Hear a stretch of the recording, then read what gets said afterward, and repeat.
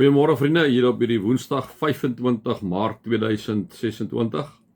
Mag dit vir julle sommer 'n lekker dag wees, so op hierdie klein Saterdag. Week is besig om onder ons uit te beweeg, maar mag dit regtig vir julle 'n dag wees waarin julle sommer net dit wat julle doen en die mense rondom julle die Here op 'n wonderlike manier belewe. Kom ons raak net so vir 'n wyle stil.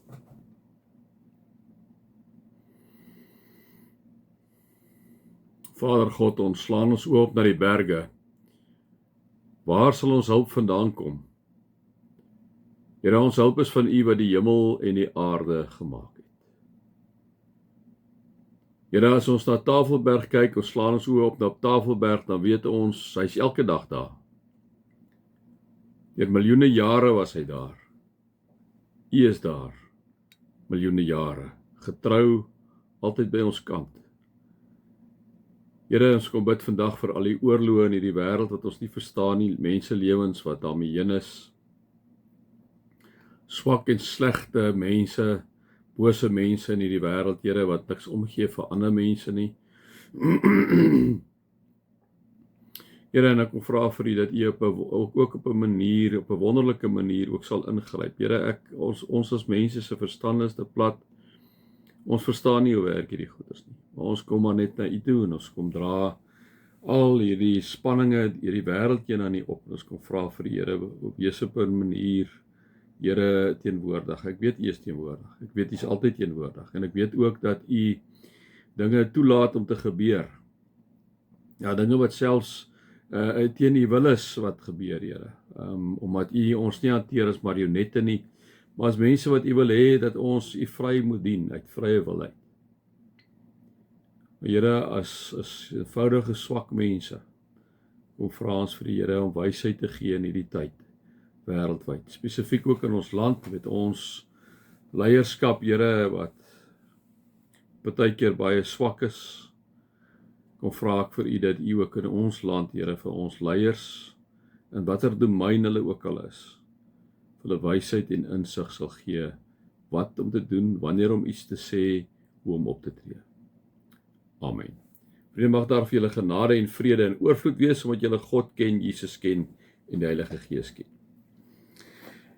Vriende, ons gaan nou so na die einde se kant toe van Timoteus, waar Paulus natuurlik nou op 'n baie praktiese vlak met Timoteus werk, en waar hy nou hier kom sê in Timoteus 1 vers 5, en ek dink daar's groot wysheid in wat hy sê. Ek dink ook in die tyd waarin ek en jy leef, waar jonger mense ook in posisies begin inkom, in magsposisies begin ook inkom, in verantwoordelike posisies inkom, waar hulle partykeer aangestel word oor ouer mense oor jonger mense, is dit 'n baie belangrike ding wat Paulus vir Timoteus sê. Hy sê, Timoteus sê hy, 'n ouer man moet jy nie skerp teregwys nie, maar vermaan hom asof hy jou vader is. Vriende, ek dink is verskriklik belangrik vir ons jonger mense ook, vir ons jong manne spesifiek, maar ook vir ons jong vroue wat in 'n spesifieke rol is. Here het vir jou spesifieke gawes gegee en as 'n klomp ouer mense onder jou. Luister na die raad wat Paulus vir Timoteus gee. Ek dink is goeie raad, en hy sê 'n ouer man moet jy nie skerp teregwys nie. Moenie lelik wees met 'n ouer man nie, maar vermaan hom asof hy jou vader is, en dat jy altyd as jy in 'n posisie is, wanneer jy inderdaad moet iemand gaan vermaan, iemand gaan aanspreek, dat jy jou pa sien voor jou. Dat jy jou pa sien. Hoe sou jy jou pa hanteer? Jy is 'n jong executive, of as 'n CEO van 'n firma, of as 'n hulpbron bestuurder, en jy moet 'n ouer persoon gaan aanspreek. Kom ons vat hierdie hint van Paulus wat hy vir Timoteus gee. Sien jou pa voor jou. Hoe sou jy met jou pa gepraat het wanneer jy die persoon vermaan het? Hoe sou jy met jou ma gepraat het as 'n ouer persoon, jy is 'n jonger persoon in jou werksplek waar jy is, né? 'n Ouer man moet jy nie skerp teregwys nie, maar vermaan asof hy jou pa is.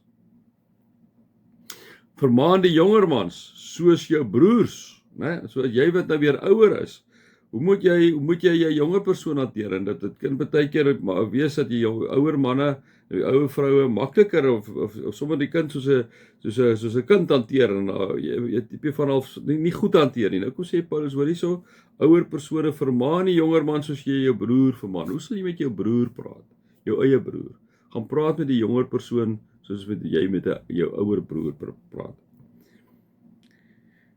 Dan sê hy, so vermaan die jonger man soos jou broers, die ouer vroue soos moeders, nee, soos jy met 'n ouer vrou gaan praat, sien jou ma voor jou.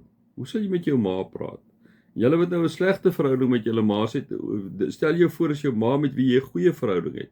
Hoe sal jy met jou ma gaan praat? Dit is ongelooflike goeie raad wat Paulus vandag vir Timoteus gee. Dan kom sê hy, en die jonger vroue soos susters, vermaan die jonger mans soos broers, die ouer vroue soos moeders en die jonger vroue soos susters in alle eerbaarheid, né? So die jonger vroue hanteer hulle soos susters. As jy naamlik dieselfde ouderdom as hulle is, hanteer hulle as 'n suster. Hoe sal jy jou sussie hanteer? Nou ek het baie keer van is ons nie te lekker goed met die sissies nie. Ons is baie keer vir broers nie. Ons is baie keer bietjie onbeskof met hulle. Moenie wees nie, né? Hanteer hulle soos 'n normale goeie verhouding sal wees. Hoe sal jy jou sussie hanteer? Hoe sal jy jou boetie hanteer? Kom ons sê weer. 'n Ouer man moet jy nie skerp teregwys nie, maar vermaan hom asof hy jou vader is. Vermaan die jonger man soos jou broers, die ouer vroue soos moeders en die jonger vroue soos susters in alle eerbaarheid. So hoe jy ook al met mense praat, dan moet 'n eerbaarheid daarby wees, né? Dit moet op 'n goeie smaak geskied.